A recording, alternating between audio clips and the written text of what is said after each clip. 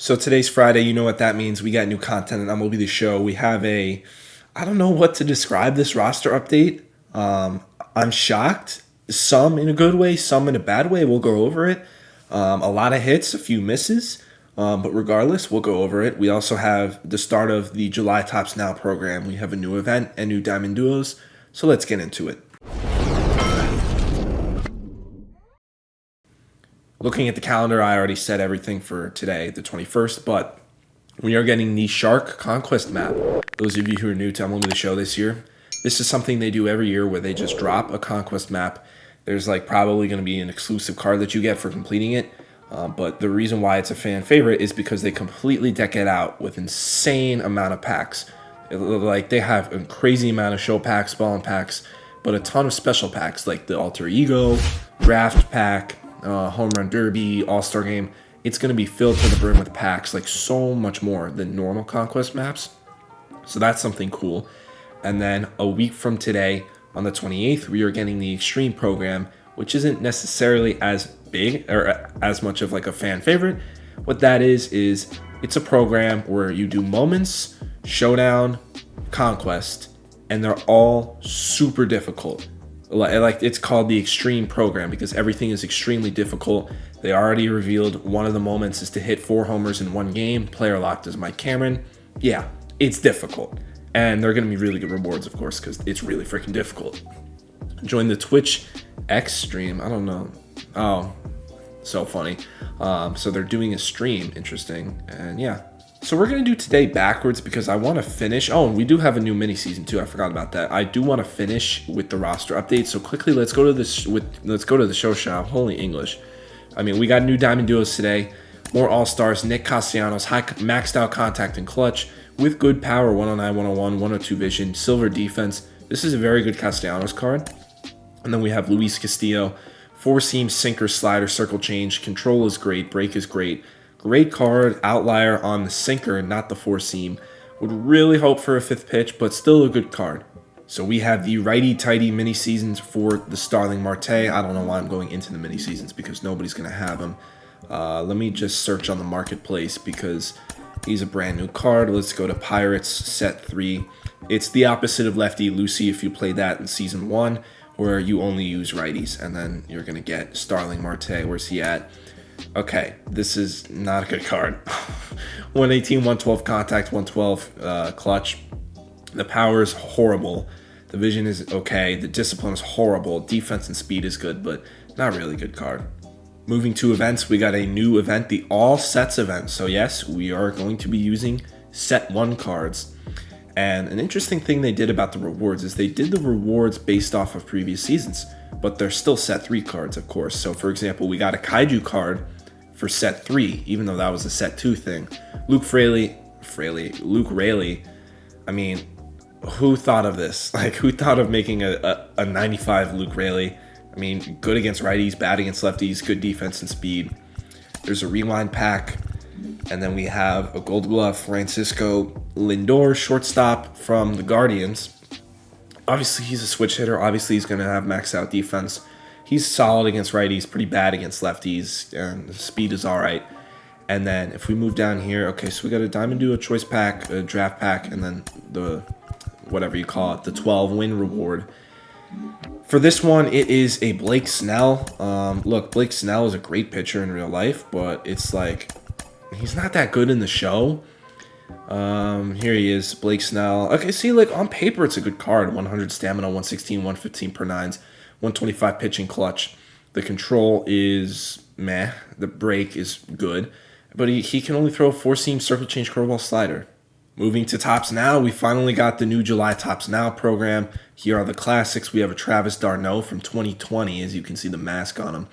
Okay, he's got good stats versus righties, horrible against lefties. The thing about these Tops Now cards is none of them are going to be good. I'm just going through them. Steven Matz, sinker, circle change, sweeping curve slider.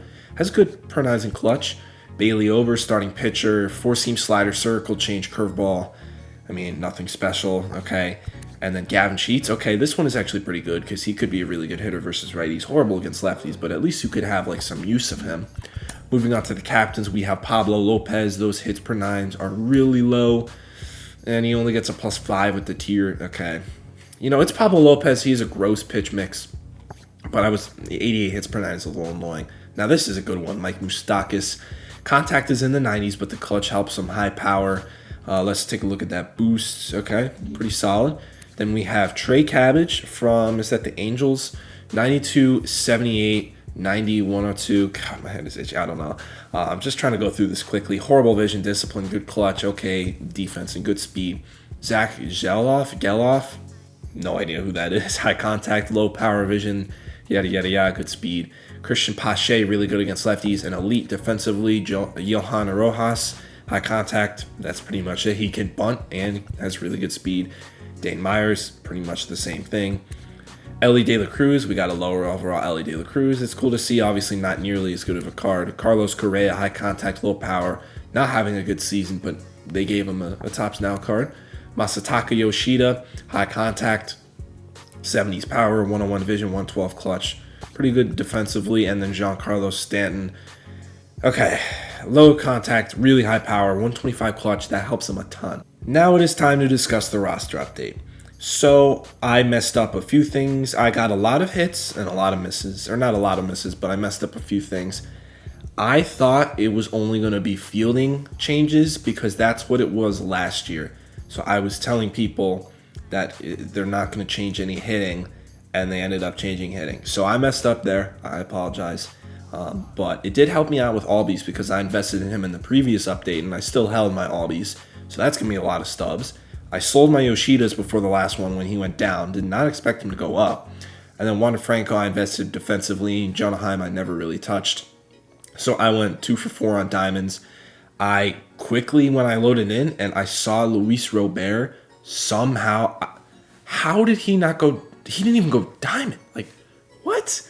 But anyways, when I saw he didn't go diamond, I was dumbfounded. But what I did was I quickly ran to Robert on the market and just spammed sell now and got what I could from him. I think the cheapest, or let me just go through the completed orders. Yeah, so like, as you can see, the price was gradually dropping. So, I mean, I made some stubs. I made a lot of stubs, but that was just so stupid how he didn't go diamond. But yeah, I mean, I'm not going to go through the roster update. If you want to see it, go into the game. I'm just going to go over my investments real quick. So, yeah. Again, I didn't realize they were going to do hitting and pitching, but they did. I had my leftover Albies from the last update, so I'm making stubs. I'm not going to do any quick selling here because I want to track how many stubs I made for this TikTok I'm going to make, because the last time I did this, it completely blew up my account on TikTok. But I'll just show you how many stubs. 191K. That's really good for Albies considering I got them at quick sell. I'm not going to quick sell them yet. If you want to see my total earnings, just check out my TikTok. So there's Aussie Albies. Obviously, how did Yoshida go? I have no idea, man. But yeah, so Wander Franco. Here's another one where I made some stubs. He's 153. Okay, there we go. Evaldi didn't get any changes. Bobby Witt. I told you guys, he could go diamond next update, and he's an 84. They gave him a contact boost. They gave him a huge defensive boost, and they updated his contact versus lefties. If he just has I'm going to hold him. If he just has a good week versus righties, that's going to be an insane profit. Right now, that's around 150K. I'm still going to hold him, but that's really good. How did he not go diamond? Anyways, okay, Munoz didn't change at all. A lot of these guys were just leftovers from previous updates. Let me go over some other guys. Julio Rodriguez didn't change at all. They didn't even touch. Okay, whatever. I mean, I got those at quick sell, so whatever.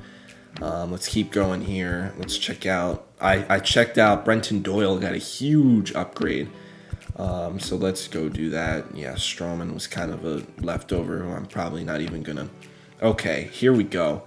Orlando Arcia, 502. He went gold, 200K. That is sick. Yanir Cano I'm holding, obviously, and Verdugo didn't get any changes. I mean, okay, that's kind of whatever. Clase, yeah, I only held him because I thought the pitching wasn't going to change. Josh Young went up a lot. That's great. Okay. Let me keep going here before I end this video. Estrada went up to a 79. I really wish he went to an 80. That would have helped me so much. But yeah, that's still profit. Let's keep going here. Brenton Doyle, 78 overall. He was a 72. He was my sleeper. And look, I was correct. He's... What? Oh my god. I'm going to take a deep dive off camera, but there's some confusing things. Yeah, this is going to be a pretty big loss for Rizzo. I didn't think they would touch it. Yeah, they upgraded his defense, but they killed his hitting, of course. I didn't think they would be hitting.